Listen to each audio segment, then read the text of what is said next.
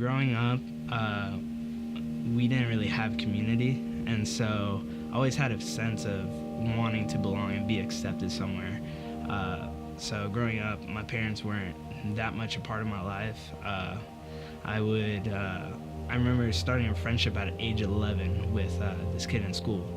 And so I was the type of person that would just mold myself into whatever the other person was doing so I wouldn't have to lose friendships.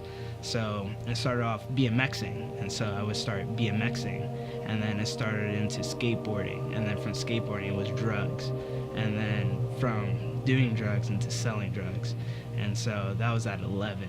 And shortly after that period, I went into getting consumed into still trying to find acceptance and belonging. So in high school, I joined wrestling, and then wrestling kind of became my life. I wasn't just a wrestler. Like, I believed I was wrestling. I wrestled all year long, wrestled all summer, all American, and I had all these things going for me until my senior year. Everything fell apart, and I didn't make states. I didn't qualify. All my scholarships went away. So I was kind of left with just disappointment after high school of expecting to go wrestle in college and be an athlete to being a failure.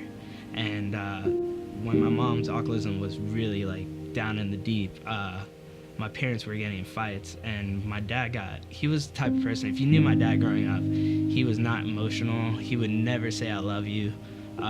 So I remember on Sunday, my dad came back, and he came back in the house, and I was sitting on the couch, and he looked at me in the eyes. He's like, "Son, I love you."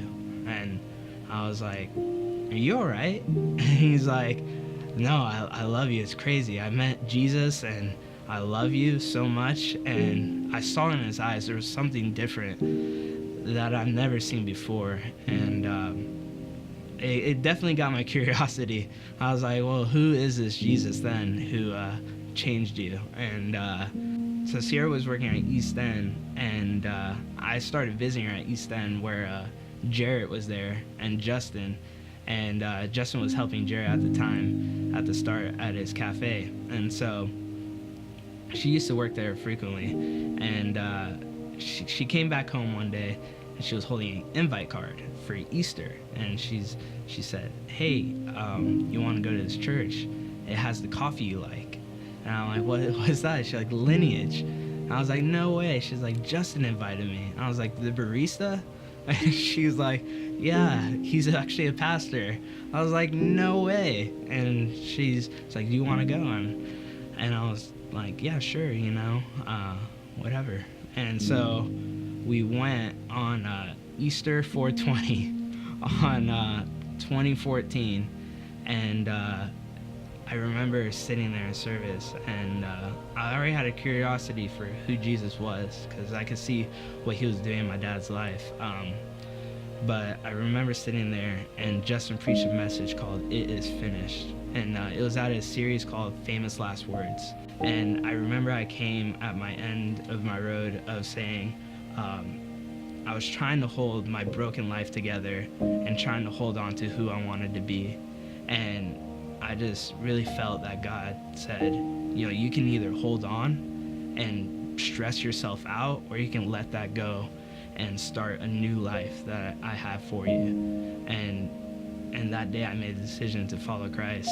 After that day of giving my life to Christ, like I said earlier, I'm a type A person, so I'm all in or all out. And so following Christ was just, I went all in. In May, I got baptized. That was in April, so I got saved in April, and then May I got baptized. And so I think like week 2 after me being saved, I was setting a pipe and drape at 7 in the morning, and just trying to find community, and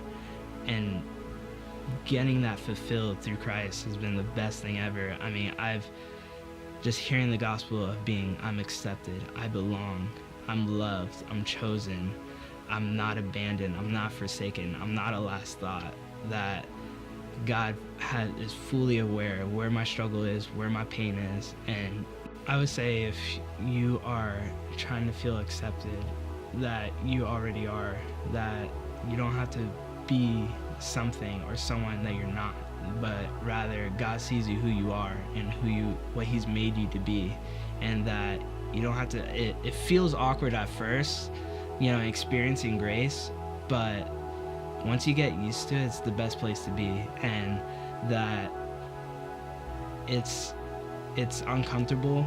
It's against it's against culture, but it is the most fulfilling thing that you can ever have in this world.